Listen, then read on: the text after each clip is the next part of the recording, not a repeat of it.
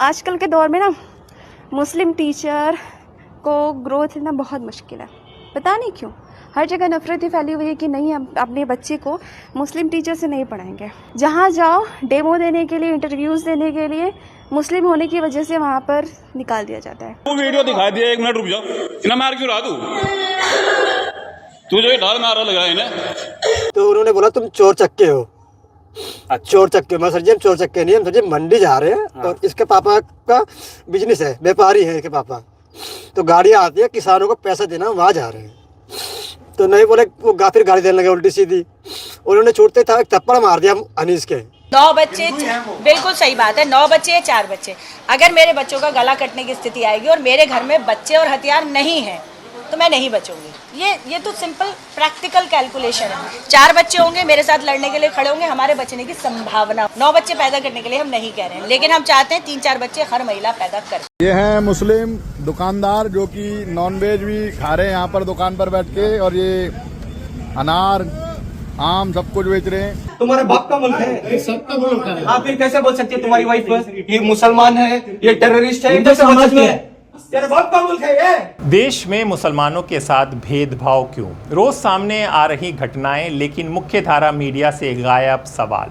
देश भर से लगातार ऐसी घटनाएं सामने आ रही हैं जिनमें मुस्लिम समुदाय के लोगों के साथ भेदभाव, हिंसा और अपमान के आरोप लग रहे हैं।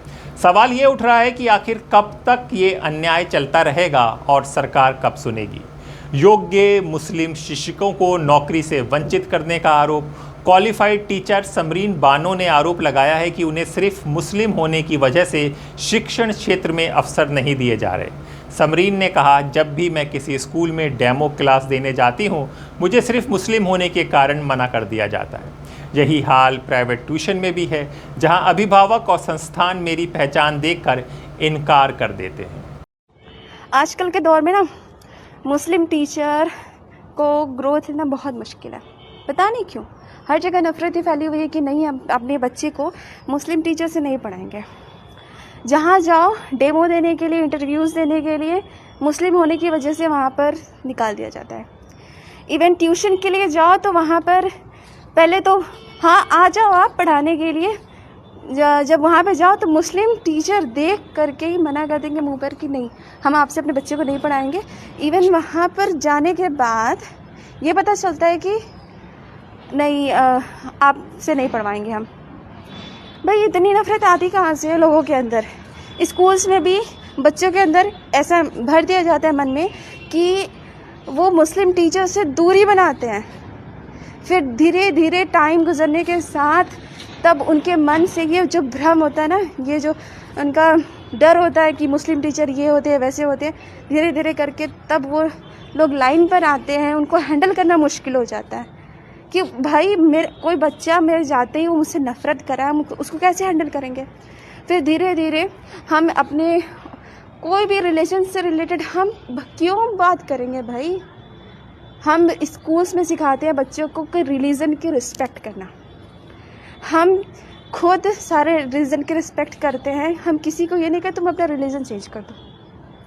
हम लोग स्कूल में जाते हैं, पढ़ाते हैं, सब बच्चों को इक्वली देखते हैं।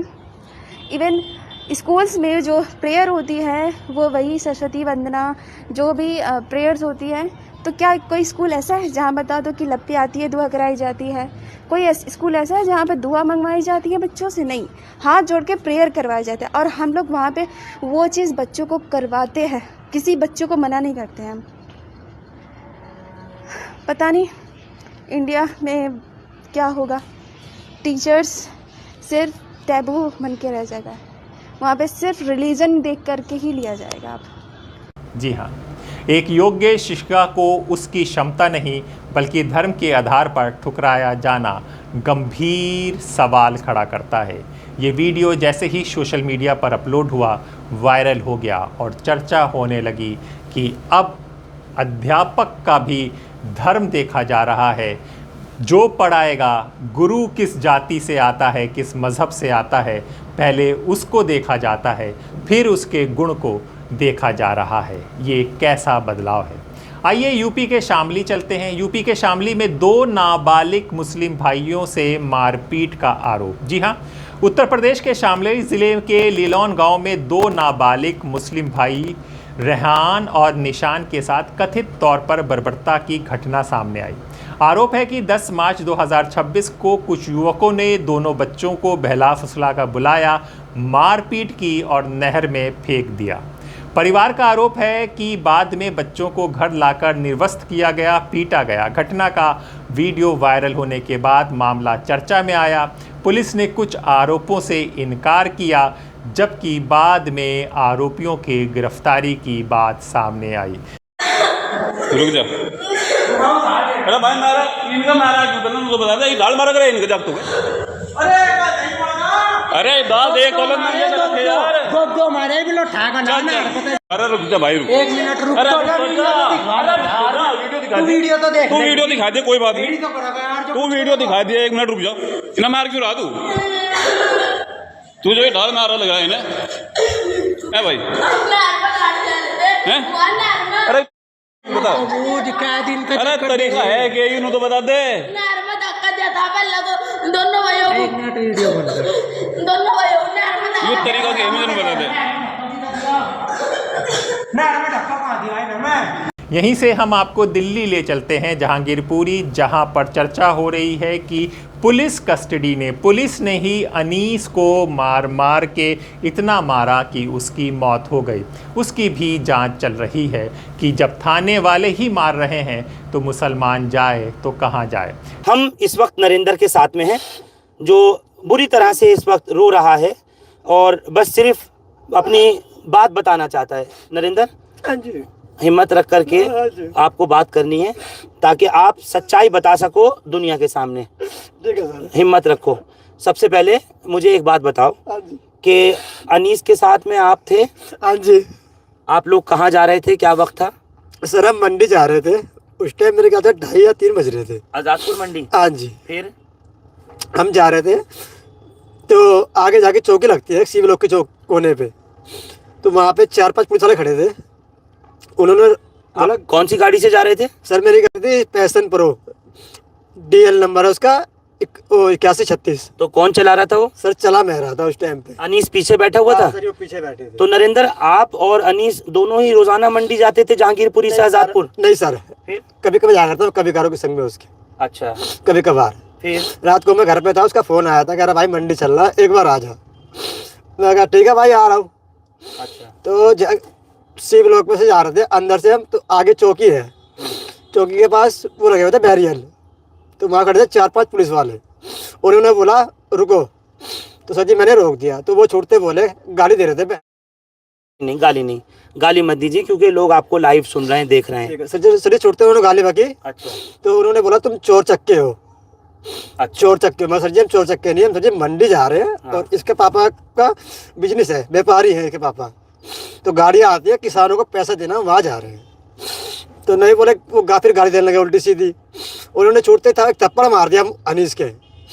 तो हनीस बोला कोई बात नहीं भाई, चल रहे हैं, लेट हो रहे हैं। कौन, किसी पुलिस वाले को जानते हो जिसने मारा है? हाँ सर जी। क्या नाम है उसका? नाम, एक का नाम जितेंद्र है और एक का नाम कुलदीप है। तो जितेंद्र और कुलदीप दोनों ही पुलिस की पिकेट पे खड़े हुए थे? हाँ सर जी। यानी आपको जो रोका है वो उन्होंने बैरिकेड लगा रखे थे, हाँ। आप मोटरसाइकिल स्कूटी पे थे? सर जी हम बाइक पे थे। बाइक पे थे। आपकी बाइक को देख करके रोका कि आप लोग रुक जाओ। हाँ। हेलमेट पहने हुए थे दोनों? नहीं सर, हेलमेट नहीं पहने थे? नहीं सर। ठीक है, फिर? तो सर जी उनने बोला अनीस ने, भाई चल छोड़, जान दे, मार दे, कोई बात नहीं।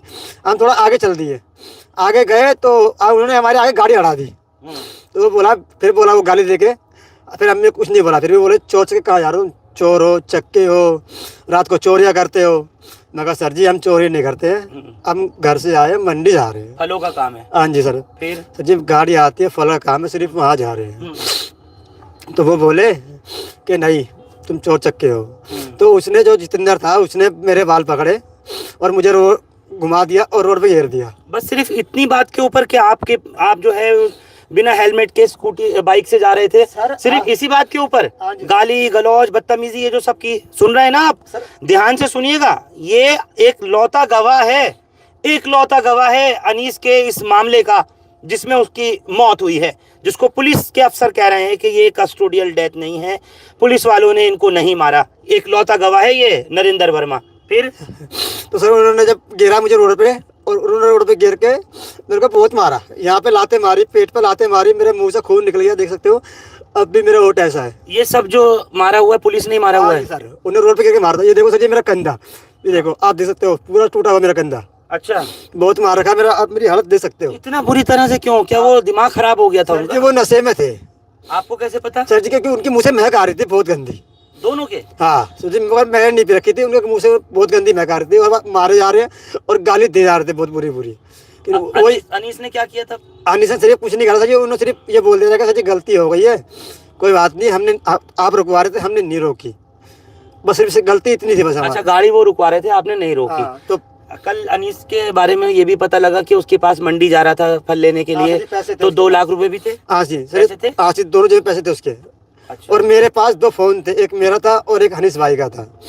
तो पुलिस वाले ने पहले तो मेरे थप्पड़ मारे, मुझे घेर दिया, घेरने के बाद फिर मुझे बोला तेरे जेब में क्या है? मैं कहा सर जी 2 फोन है। कह रहा किस किस के हैं? मैं सर जी ये मेरा है और ये इनका। कह रहा नहीं ये चोरी के हैं। मैं कहा सर जी देख लो मेरे फ़ोन पे मेरी फ़ोटो है, देखो। तो मैंने उनको फ़ोटो भी दिखाई थी। कह रहा नहीं चोरी का है। तो मैं बोला सर जी चोरी का नहीं है हमारे। फिर चेक करा हनीस भाई की जेब में, उनके दोनों जेब में पैसे थे, 4-5 गड्डी थी उनकी जेब में, उन्होंने वो भी निकाल लिया। अब वो इतने पैसे ले लिए पुलिस वालों ने? हाँ जी। उसी ने, जितेंद्र ने? सर जी उन्होंने कुलदीप, उसने कुलदीप ने, जितेंद्र ने मेरा फ़ोन लिया था। अच्छा। दोनों फ़ोन ले रहे थे। तो वो ऐसे बेरहमी से मार था कुत्ते की तरह, बिल्कुल। अनीस को भी? और उसको भी मारा था सर जी। मैं तो ऐसा हो गया था मैं मर गया हूँ। तो ये रोड पे मार रहे थे, इतनी बुरी तरह पेल रहे थे? सर मार रोड पे रहे थे वो। अच्छा। और रोड में मार रहे थे, तो मैं ऐसा पड़ गया था, मैं बेहोश हो गया हूँ। तो उन्होंने सोचा कि ये तो मर गया है, इसे छोड़ो, इसको ले चलते हैं। अच्छा, उनको लगा कि आप मर गए? हाँ। अच्छा, उन्होंने सोचा कि तो मर गया है, ये छोड़ो। तो वो उसको बिठा के ले गए और मेरी गाड़ी की चाबी भी ले गए थे वो, पैसे इनकी। अच्छा। और तो जैसे वो चले गए, मैं उठ के वहाँ से भागा सर जी। मुझे ये नहीं पता मैं कौन सी गली में चल रहा हूँ और कहाँ चल रहा हूँ, मगर मैं फिर भी अपना हौसला रख के अपनी जान पे मैं घर गया। अनीस के? पहले गया मैं अपने अंकल के यहाँ पे। हाँ। एक जानकार अंकल है, उनके वहाँ पे गया, उनको मैंने ऐसे बताई। तो वो उन्होंने बोला एक काम कर, सुबह हो गई है तू अपने उस्ताद जी के पास जा। मैं उस्ताद जी के पास गया। उस्ताद कौन है आपके? मेरे उस्ताद जी है नीरज। अच्छा। मैं काम करता हूँ मोटर मैकेनिक का। तो मैं उनके घर पे गया, उनके पापा बोले क्या हो गया बाबू? मैं कहा भाई बताओ उस्ताद जी कहाँ है? वो कह रहे क्या हो गया? मैं कहा बात बताओ कहाँ है? तो उसको अंदर से उठाया, वो आए, कह रहे क्या हो गया? भाई ऐसी बात हो गई, अनीस को मारा और मुझे मारा है। कह रहे कहाँ बताया? कह रहे कहाँ मारा है? भाई जहांगीरपुरी में। तो उन्होंने कहा एक काम कर चल मेरे साथ। वो मुझे अपने साथ ले गए अनीस की मम्मी के घर पे। अच्छा। अनीस के घर पे। अनीस उस समय कहाँ था? वो वही था, चौकी में? उसको तो ले गए थे। चौकी में या थाने में? चौकी में ले गए थे पहले उसको तो। अच्छा, फिर? मैं तो भाग गया था उसके उठ के। अच्छा। तो मैंने आंटी को बताया ऐसी ऐसी बात है। आंटी कह रहे किसने मारा था? मैं कहा आंटी मैंने, जितेंद्र नाम है और उसका वो नाम है, क्या नाम है उसका, वो कुलदीप। दोनों पुलिस वालों का नाम आपने आंटी को बता दिया? हाँ। अनीस की माँ को? हाँ। फिर मेरे उस्ताद जी और क्या नाम है आंटी, अनीस की मम्मी, वो दोनों पहले चौकी में गए जहाँ वहाँ लगा था बैरियल, उन्होंने रुकवाया था। उस चौकी में सुबह ताला बंद था। अच्छा, वहाँ से जितेंद्र भी गायब था और कुलदीप पुलिस वाला दोनों गायब? सर वहाँ कोई भी नहीं था चौकी के अंदर, कोई भी नहीं था। उसके बाद इसकी मम्मी और मेरे उस्ताद जी चले गए थाने में। थाने में पर जाके पता चला कि वो यहाँ ही नहीं। जी हाँ, आइए मथुरा में बात करें। मथुरा में भड़काऊ बयानबाजी का वीडियो वायरल हुआ। मथुरा उत्तर प्रदेश से एक कथित हिंदुत्ववादी नेत्री का वीडियो सामने आया जिसमें मुस्लिम समुदाय के खिलाफ अपमानजनक भाषा का इस्तेमाल किया गया। साथ ही हिंदू महिलाओं से 4 बच्चे पैदा करने की अपील भी की गई। लालू यादव को आइडियल बोल सकते हैं? लालू यादव हमारे आइडियल क्यों होंगे और किस बात के लिए होंगे? आप मुझे वो बताइए। एजेंडा ये बता रही है। क्या एजेंडा बता रही हूँ? आपने कहा कि 4 बच्चे पैदा करो, लालू यादव के 9 हैं, वो हो सकते हैं आइडियल? देखिए बात सुनिए, 9 बच्चे, बिल्कुल सही बात है, 9 बच्चे या 4 बच्चे। अगर मेरे बच्चों का गला कटने की स्थिति आएगी और मेरे घर में बच्चे और हथियार नहीं हैं तो मैं नहीं बचूंगी। ये तो सिंपल प्रैक्टिकल कैलकुलेशन है। 4 बच्चे होंगे, मेरे साथ लड़ने के लिए खड़े होंगे, हमारे बचने की संभावना होगी। तो ये तो आप संभावनाओं का खेल है। अब लालू यादव किसी के ना पहले आइडियल थे ना अब होंगे। 9 बच्चे पैदा करने के लिए हम नहीं कह रहे हैं, लेकिन हम चाहते हैं 3-4 बच्चे हर महिला पैदा करे। सामने वाले जिहादी सुअरों की तरह बच्चे पैदा कर रहे हैं वो है, और कौन है इसमें? आपको और कितनी क्लैरिटी चाहिए? हम मुस्लिम्स की बात कर रहे हैं।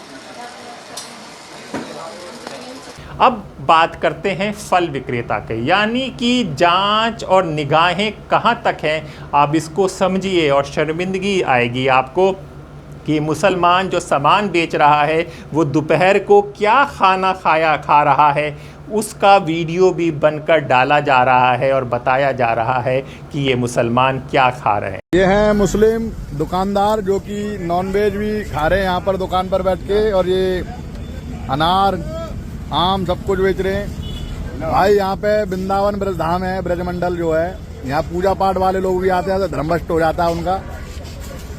गलत बात है ये अंडा करी है तो अंडा करी है में बैठ के खाना। क्यों बाबा ऐसा काम कराते हो? ऐसा कोई खाते नहीं। गलत बात है यार। ये देखो तंदूर की रोटी खा रहे हैं और क्या है इसमें, काय की सब्जी है, अंडा करी।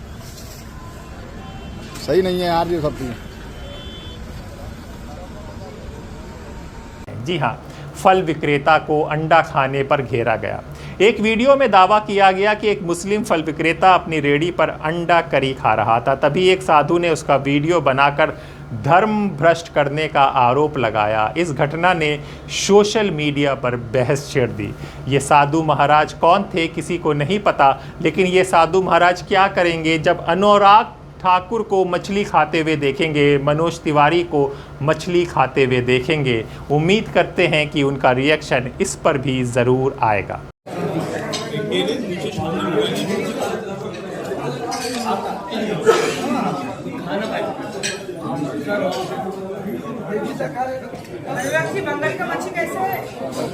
बहुत स्वादिष्ट है, आप भी खाइए। अनुराग जी, ममता दीदी कहती है कि बीजेपी। जी हाँ, आइए मेरठ चलते हैं। मेरठ उत्तर प्रदेश में कुछ लोगों पर मुस्लिम कार चालकों के साथ मारपीट का आरोप लगाया। बताया गया कि एक बच्चे और महिला को टक्कर लगने के विवाद के बाद ये हिंसा हुई।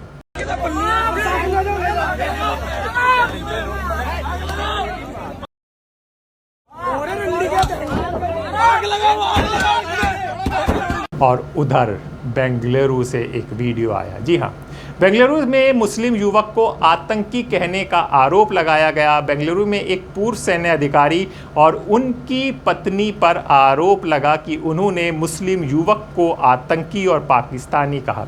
ये बात इसलिए ज़्यादा संवेदनशील हो जाती है क्योंकि कहने वाले फौजी हैं जिन्होंने देश में फ़ौज के लिए काम किया है, यानी कि देश की सुरक्षा के लिए फ़ौजी बने थे। वो अगर अपने ही देश के रहने वाले एक आदमी को जिसका एक अलग धर्म है उसको आतंकवादी पाकिस्तानी कहेंगे तो कहां हम पहुंच गए हैं, इस पर विचार करना ज़रूरी है। अपार्टमेंट के अन्य निवासियों ने इसका विरोध किया। यही भारत की खूबसूरती है जो हम आपको बताते हैं, साझा विरासत, जहां पे बुरे लोग बहुत कम हैं। समझिएगा, वो बुरे लोग दिख रहे हैं आपको क्योंकि उनको सपोर्ट मिल रहा है। ये बुरे लोग बहुत कम हैं। देश बहुत खूबसूरत और ऐसे ही लोग देश को बचाए हुए हैं। तुम्हारे बाप का मुल्क है, बोलो अंकल, तुम्हारे बाप का मुल्क है, सबका मुल्क है। आप फिर कैसे बोल सकते हैं तुम्हारी वाइफ ये मुसलमान है, ये टेररिस्ट है? कैसे बोल सकते हैं? तेरे बाप का मुल्क है ये, गुस्सा दिखाने के लिए। तुम्हारा नॉर्थ नहीं है, ये कर्नाटका है, यहाँ पे भेदभाव नहीं हुआ। हम लोग डिफेंस में काम करते हैं। तुम किधर भी काम करते हो? नहीं, तुम डिफेंस में काम करता है, तुम डिफेंस में काम करते हो, तुम इंडियन आर्मी में काम करते हो, तुम्हारे अंदर पेट्रियोटिज्म ज्यादा रहना। तुम्हारी वाइफ कैसा बोल सकती है किसी को तुम मुसलमान हो क्या, तुम टेररिस्ट हो क्या, कैसे बोल सकते यार? वो झगड़े में हो गया। हर एक इधर सेक्युलर माइंडेड है, सब लोग इधर आपस में अच्छे हैं। तुम्हारी एक गंद चीजों से, तुम्हारी गंद सोच से यहाँ पर गंद मत मचाओ। हाँ, सब लोग इधर हिंदू मुसलमान सिख ईसाई सब एक हैं। तुम लोग तुम्हारे जैसे लोगों की तरफ से इधर आके धर्म जात पात लेके आके इधर मत बांटो लोगों को। चाहे वो मुसलमान धर्म हो, चाहे वो हिंदू धर्म हो, चाहे वो क्रिश्चियन धर्म हो, कौन सा भी धर्म हो, धर्म के बारे में बात करने से पहले 10 बार सोच समझ के बात करना। ये फर्स्ट एंड लास्ट वार्निंग है आपको। हाँ, उसको माफी मांगो से। क्या क्या चीज माफी हुई बोलो? सब माफी। किसके लिए माफी मांग रही हो? किसके लिए माफी? कम्युनिटी के लिए जो गंद बात की है, सब माफी। बेकार में जो इसको टेररिस्ट करके बताई हो, सबके लिए। और इसके बाद अगर कुछ हुआ अंकल, इज्जत से बात कर रहे हैं। आपके इसमें अपार्टमेंट में आके रोड पे घसीट के बेइज्जत करेंगे। जी हां, अपार्टमेंट में रहने वाले लोगों ने विरोध किया, जिसके बाद दोनों ने कथित तौर पर माफी मांगी। अब सवाल, इन घटनाओं ने देश में सामाजिक सौहार्द, धार्मिक समानता, कानून व्यवस्था पर गंभीर प्रश्न खड़े कर दिए। क्या किसी नागरिक को सिर्फ उसकी पहचान के आधार पर अपमानित किया जा सकता है? क्या नफरत की राजनीति समाज को बांट रही है? सरकार और प्रशासन से अब जवाब की मांग तेज हो रही है। उम्मीद है कि इस वीडियो में हमें एहसास दिलाया जाएगा कि हम किस ओर जा रहे हैं। अपने दोस्त हैदर अब्बास नकवी को इजाज़त दीजिए, फिर होगी मुलाकात एक और नई अपडेट के साथ। तब तक के लिए नमस्कार।